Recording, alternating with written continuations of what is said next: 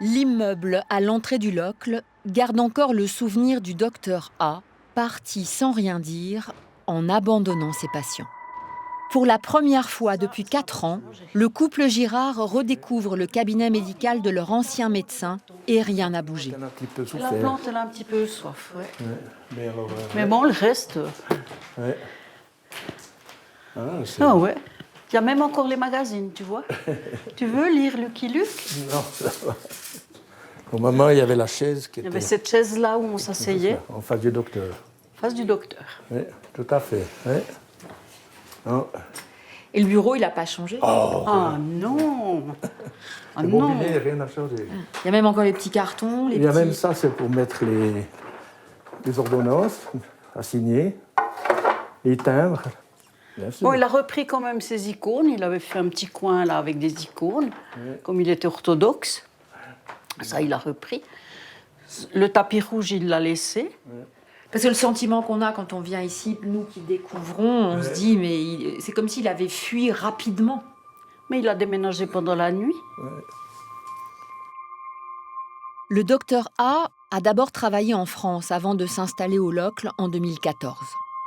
Il en est parti en 2022 pour des histoires de comptabilité. Rien d'exceptionnel, sauf que ces 400 patients se sont retrouvés sans médecin du jour au lendemain, à l'image de Pierre et Raymond. Il y a encore tous les trucs. Ouais. Ça fait drôle un peu, hein. Ça fait bizarre de... Ah ben, oui. Tu te rends compte toutes les fois qu'on est venu dans cette salle d'attente? Ouais.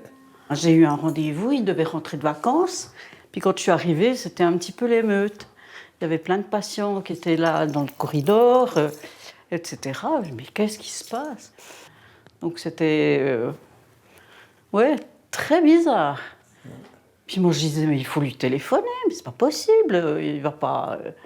il a peut-être eu un accident, ou je sais pas, quelque chose de... Le cabinet médical appartient au docteur Consolini. C'était le médecin de famille de Pierre et Raymond avant le docteur A. Ça va? Ça va. Mon bon docteur.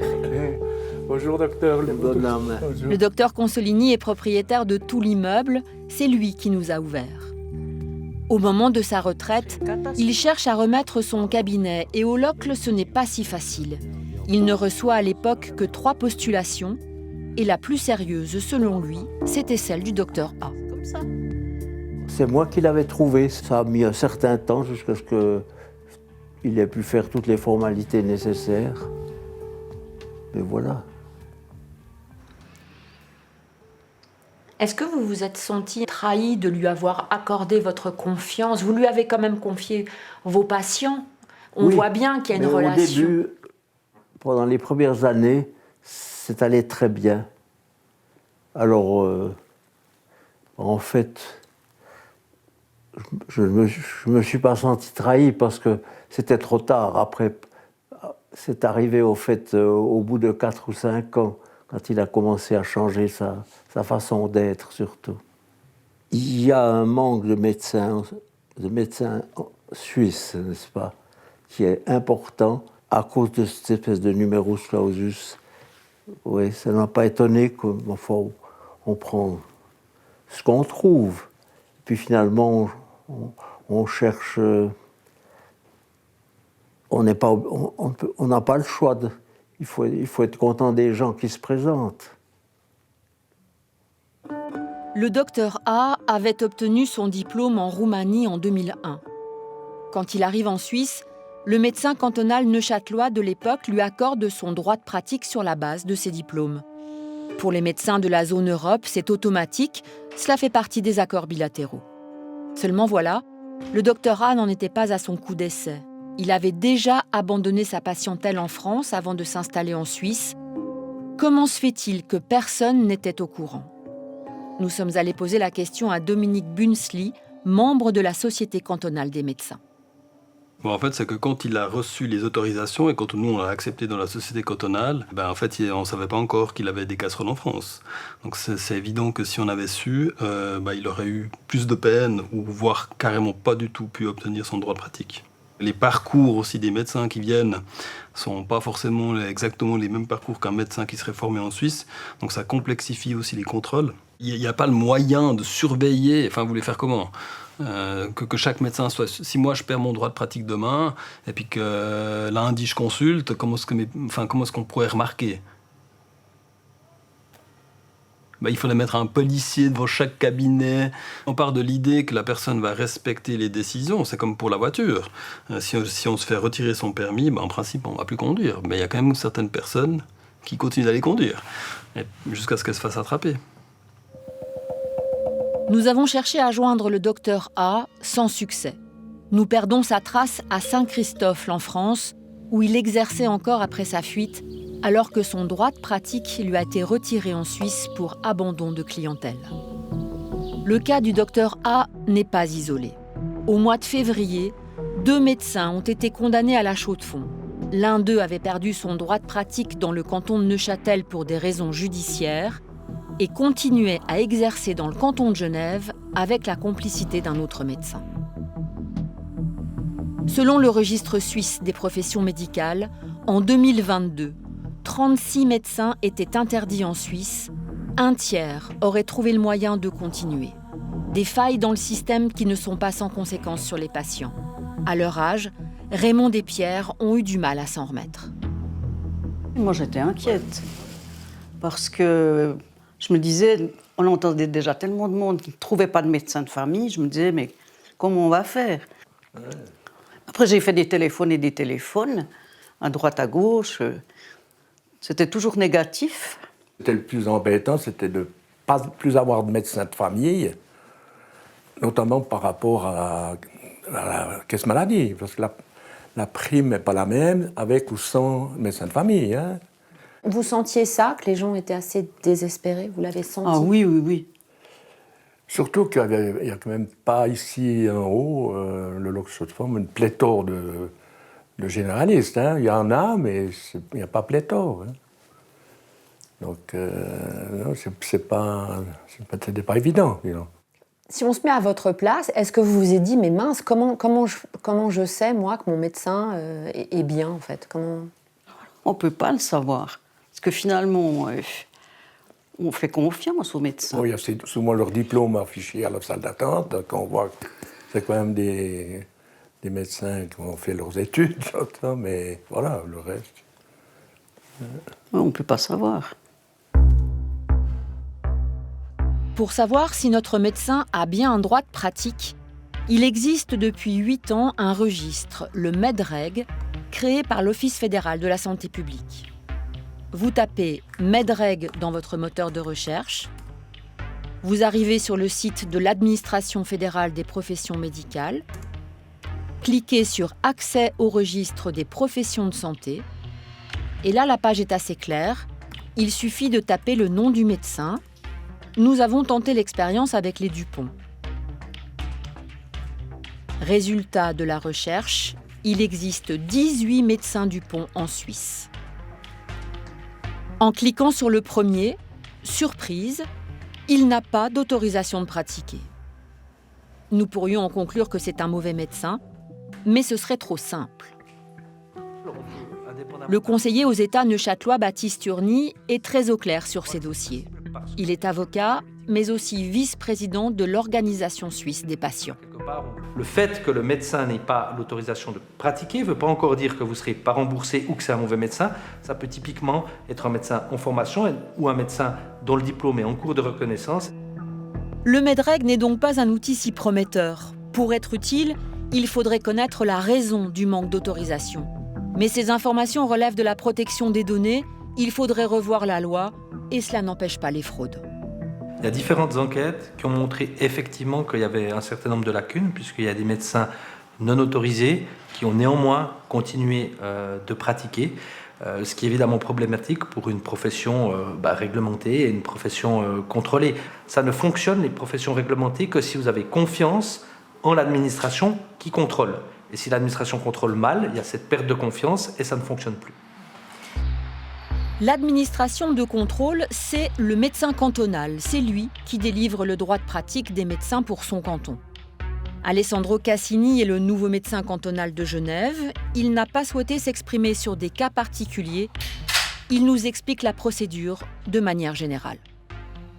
Ce qui se passe, c'est pas qu'on fait un tri, il y a un nombre de documents qu'on demande aux professionnels de nous fournir, qui peuvent être de ce qu'on appelle le good standing, c'est une espèce de déclaration de bon comportement du médecin, mais il y a aussi le casier judiciaire et d'autres. Effectivement, si on voit qu'il y a quelque chose qui cloche, on va creuser avec tous les outils qu'on a à disposition, même avec la convocation de la personne, et puis à la fin de laquelle on va déterminer une recommandation de donner une autorisation de pratique ou une recommandation de ne pas l'octroyer.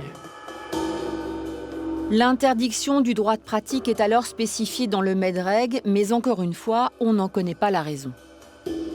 Il existe pourtant un autre registre plus précis, le registre IMI, Information du marché intérieur, une sorte de système d'alerte des médecins voyous entre les pays européens. Seulement voilà, la Suisse n'en fait pas partie. Jean-Philippe Hessler est le président de la Société suisse des médecins dentistes. Ils en ont payé les frais. Il y a 2 ans, on nous a signalé un cas d'une personne qui avait un diplôme falsifié. Son diplôme a été prouvé comme étant falsifié dans un pays voisin et cette personne pratiquait librement en Suisse.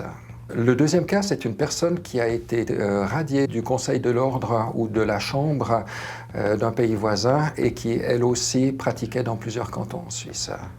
En fait, c'est un peu le hasard que des collègues européens vous informent. Totalement, absolument. Je pense que le problème, il n'est pas seulement entre un pays limitrophe et la Suisse, mais il peut être entre la France et l'Allemagne, entre l'Allemagne et l'Autriche. On peut rencontrer ces problèmes partout.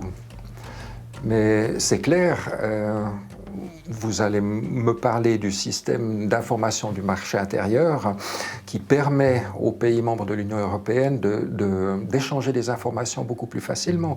La Suisse, n'étant pas membre de l'Union européenne, n'a pas accès à cette banque de données. Et raison pour laquelle il faudrait absolument qu'on trouve une manière similaire de pouvoir accéder à ces informations de manière simple. Ça serait vraiment au bénéfice de la sécurité des patients.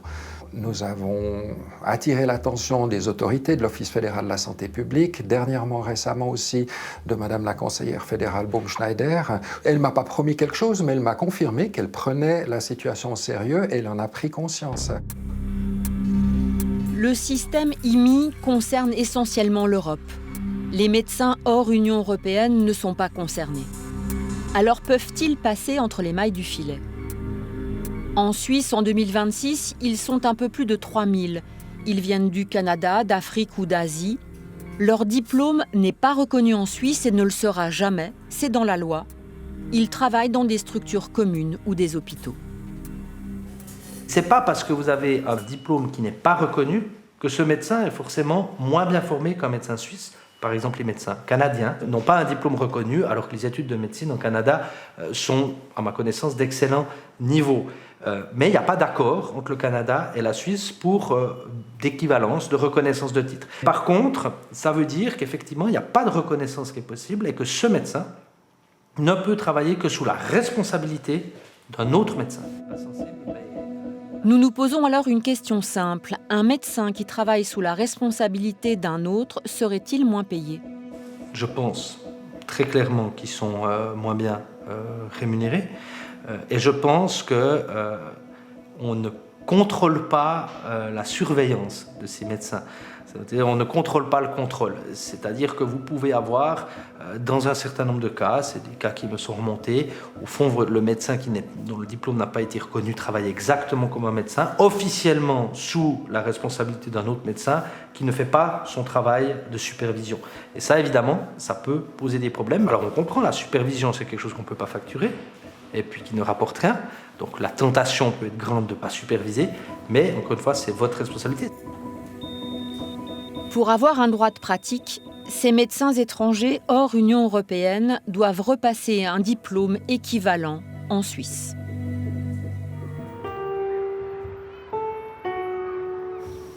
C'est l'histoire d'une petite fille qui a failli être opérée du cœur par un médecin qui n'avait pas les compétences requises. Maïna a 10 ans quand elle doit subir une deuxième opération à cœur ouvert. C'est en tout cas l'avis des médecins des HUG. Mais les parents aimeraient une intervention plus légère. Ils aimeraient éviter de revivre le cauchemar de sa naissance, quand son cœur s'est arrêté de battre à la suite de la première opération. Maïna en a gardé de lourdes séquelles.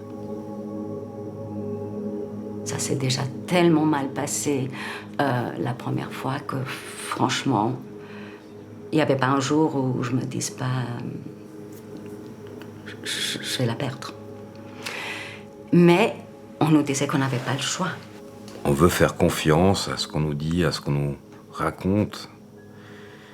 Et puis on essaie de trouver la meilleure solution, les bons mots, la meilleure action, je sais pas. C'est très très compliqué, vous êtes seul un peu, même s'il y a la famille autour. Dans votre tête, vous êtes toujours tout seul, toujours. Le papa, en faisant des recherches, a vu que c'était possible de faire cette intervention d'une autre façon, moins invasive, donc, que ce qui nous était proposé aux HUG. Les parents envoient alors leur dossier en Belgique. Les médecins belges confirment que le remplacement d'une valve pulmonaire peut se faire par cathétérisme. Pas besoin d'ouvrir, 3 jours d'hospitalisation suffisent avec 50% de chances de réussite.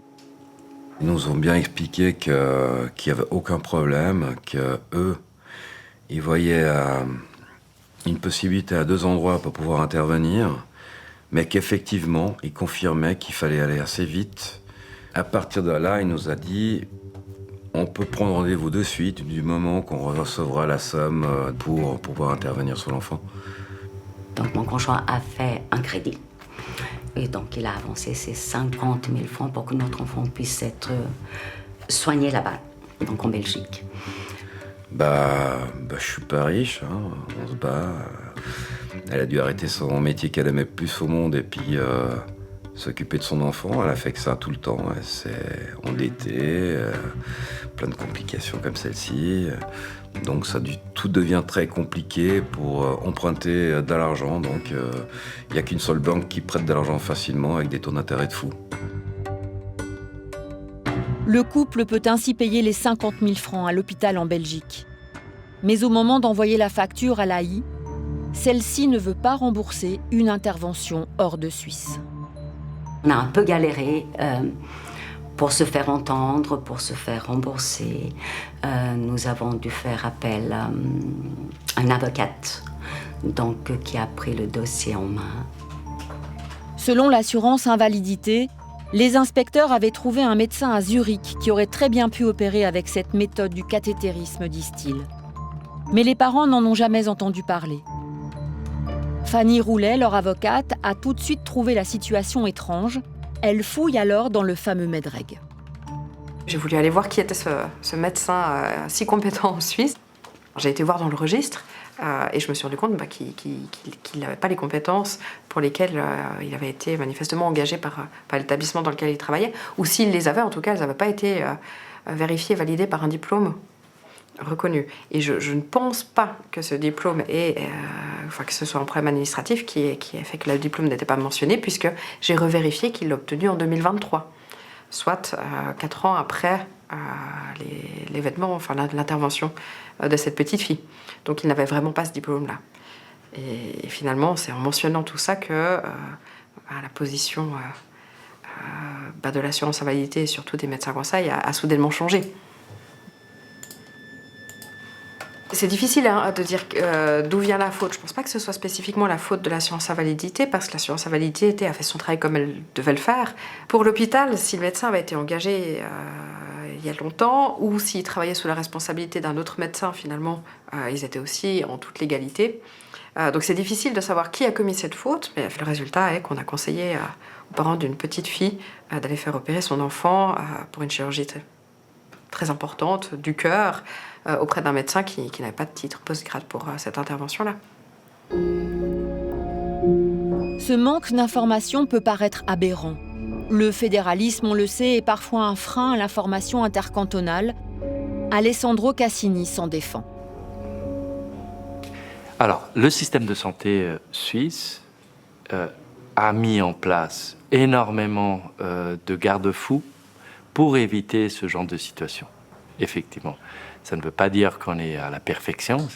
C'est un travail constant, quotidien qu'on fait et que tous les autres cantons et les autres autorités des autres cantons font continuellement. Je répète, ça peut être aussi perfectible, mais le partage des informations est quand même important et ce genre de situation reste des exceptions, même si chaque exception, c'est une exception de trop, mais reste des exceptions. Alexandrina et Miguel ont pu être remboursés. Aujourd'hui, Maïna a 16 ans. Elle garde des séquelles de son arrêt cardiaque à 6 mois, mais elle va bien. Le résultat du combat de ses parents.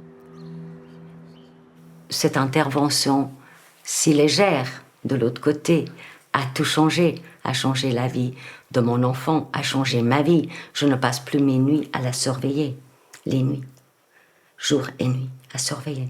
Sa respiration, prendre sa statue, voir quel est son rythme cardiaque. C'était ça ma vie pendant des années, oui. On a fait ce qu'on devait faire. Elle a gagné une respiration bien meilleure. Le reste, c'est pas grave.